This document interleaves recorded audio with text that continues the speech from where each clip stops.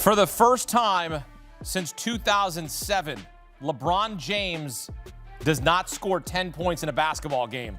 Gets blocked on his final attempt there because here he gives up an attempt to send it out to Rui Hachimura for the game winner.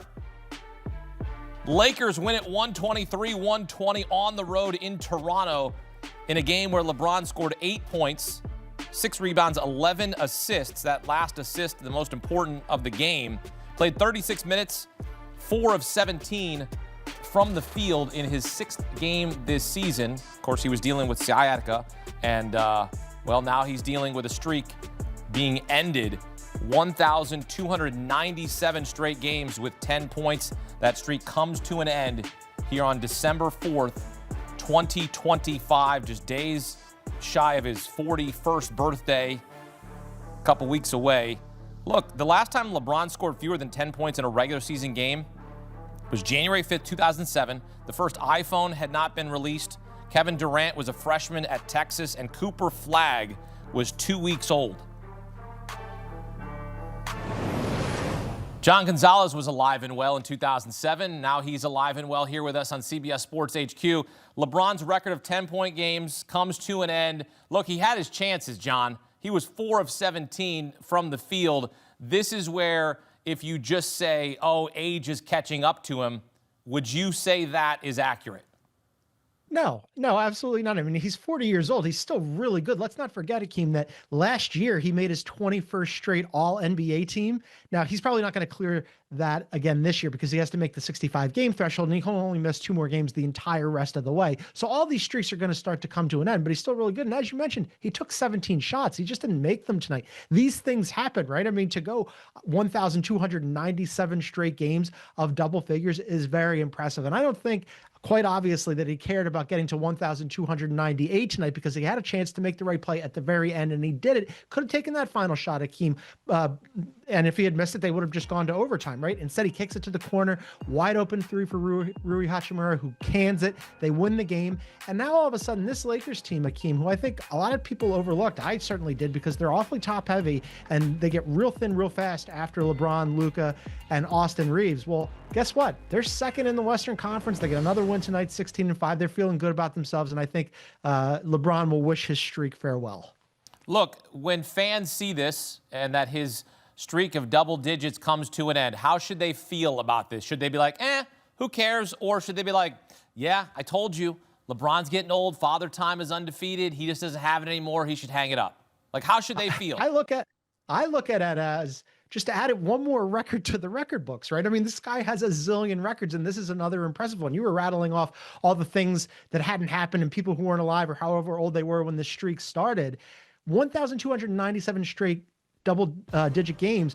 Jordan went for 866. So this was infinitely more than Michael Jordan, who was thought of as the 1 and 1A greatest players of all time, along with LeBron. So I don't look at it as father time has come for him. He needs to hang it up. Don't forget, by the way, on a team, as I mentioned, that's top heavy, Austin Reeves goes for 44 points tonight. That used to be LeBron. They don't need LeBron to do that. They didn't have Luka tonight. So what did LeBron do? He rebounded the ball. He played defense. He had 10 assists tonight, distributed it really well. It might have been 11, actually, with that corner 3 to Rui Hachimura to win it. Those are the things they need from LeBron. He can do that. He could be doing that till he's 45 if he wanted to. LeBron loves to say at the end of the day. That's one of his favorite sayings when he talks. I covered him for many years, so I know LeBron, and he'll take an hour to get to the post-game press conference or the scrum. Sometimes he's a little quicker. At the end of the day, LeBron is going to say this. We might even match this up, John. I chose to put my team in a position to succeed, not myself. I've got rings. I've got MVPs. I've got it. But if I can give Rui Hachimura a shot to make a game winner, the first in his NBA career, I'm going to do that. And it's not that we need him to say that, right? We know he's a team guy. But for him to actually do that, John, this is why he's a legend. This is why he's an all-time great, because he's not looking for the record to extend here in this moment. He's looking for his teammate. He's trying to lift up the guys that are going to carry on this franchise after him. Yeah, I think your take on how LeBron will interpret this once we finally hear from him about this play is exactly right. He'll reference the streak. He'll say that he made the right play, gave his chance to win, his team a chance to win in regulation rather than going to overtime. And he did. That's exactly what he did. As I mentioned, Austin Reeves goes for 44 points tonight. He was the scorer tonight. LeBron was the distributor. And on a play at the end of the game where they double teamed Austin Reeves and Austin Reeves gave it up to LeBron, LeBron had a lane where he could have driven and tried to extend that streak. Instead, he saw the open man in the corner for a wide open three, a high percentage three shot, and he knocked it down. They went home with a W. That's great. Now, we should also mention the play right before that. LeBron did try to extend his streak with that turnaround fadeaway mid-range shot that he had blocked. So he was looking maybe in that instance. But on the very final play, yes, he made the right move. And he's going to call that out, and he should. Look, he had a chance to get to 10 there. Scotty Barnes, I mean, he saw that from a mile away. That turnaround there, I mean, we've all seen that. Like, I'm sure you even would have had a hand in his face. I'm not saying you or I would have blocked LeBron because we're not tall enough to block him. But Scotty Barnes read that from as soon as he got the basketball. Yeah, he absolutely did. And you know what? Don't undersell your athleticism. You might have been able to get to that. I mean, I could do the dream shake just because my name's Hakeem. That's about it. I could do the dream shake, but I wouldn't have been able. Let's make it clear, I could not score in the NBA. A lot of people think they can score a buck in the NBA. I don't think anybody can score a buck in the NBA unless you're a pro. People always talk about that.